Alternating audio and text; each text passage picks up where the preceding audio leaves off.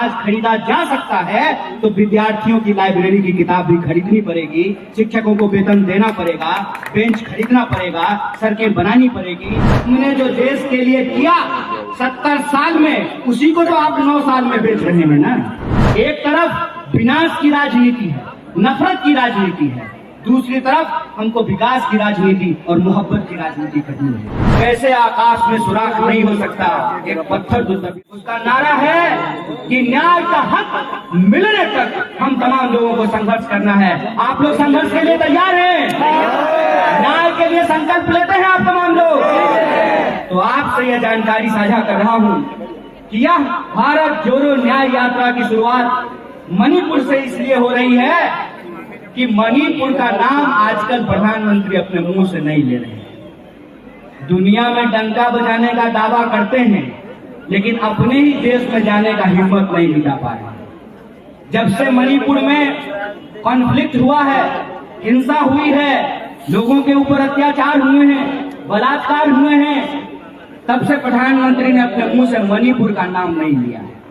Last बार एक बार मणिपुर का नाम लिया था, मणिपुर के मुख्यमंत्री को ट्वीट करके हैप्पी बर्थडे बोला।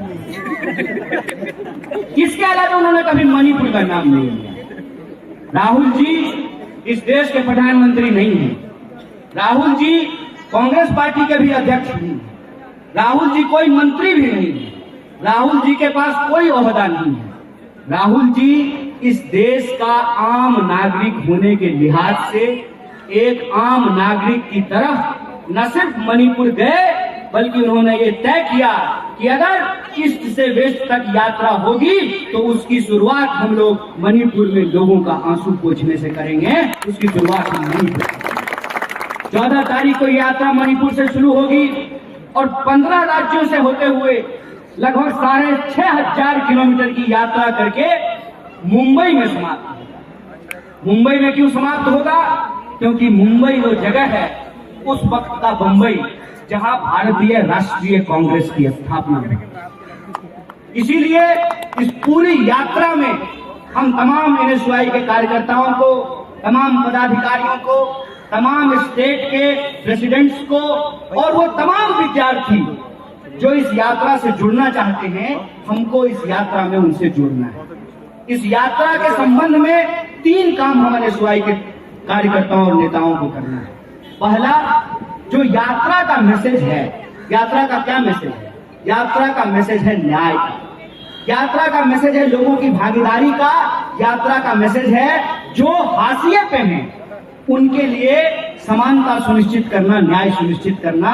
तो यात्रा का जो मैसेज है वो हमको विद्यार्थियों के बीच में लेकर के जाना है और जो विद्यार्थियों की समस्याएं हैं उन समस्याओं को हमको यात्रा तक लेकर के जाना है, राहुल जी तक लेकर के जाना है। दूसरा, हमको मोबिलाइजेशन करना है, सिर्फ एनएसयूआई के वर्करों का नहीं, जो इस देश के आम विद्यार्थी हैं उनका हमको मोबिलाइजेशन करना है। और तीसरा, इस दोनों ही एक्टिविटी को करते हुए हमको उसको रिकॉर्ड करना है, उसके संबंध में जो है पर्चे बनाने हैं, पोस्टर बनाने हैं और उसको पब्लिश करना है, उसको लोगों के बीच में प्रचार करना है। तो हमारे लिए 2 महत्वपूर्ण कार्य हैं, आप याद रखिएगा।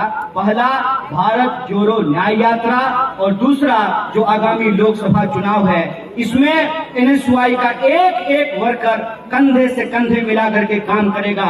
और जो उम्मीद वरुण भाई पार्टी ने आपके ऊपर दिखाई है, आने वाले दिनों में national office bearer, national coordinator और जिस स्टेट में प्रेसिडेंट का कार्यकाल पूरा हो गया है वहां पर नए प्रेसिडेंट भी नियुक्त किए जाएंगे।